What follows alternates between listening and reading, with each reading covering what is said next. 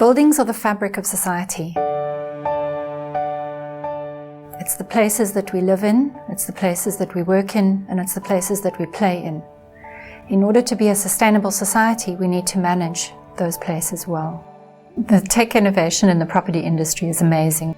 All you need is a smartphone and an internet connection, and you can manage properties across the country.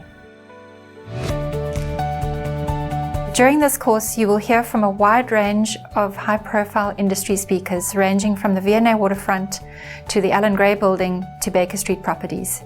We have a live project for you that you're going to play with every week over the 8 weeks, and we've tried as best to simulate real problems that you're going to face as a property manager. The biggest challenge maybe facing property managers in South Africa today is not just about getting the rent on time.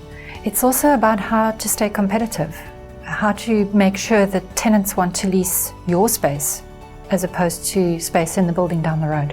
Please join us for the UCT Property Management online short course.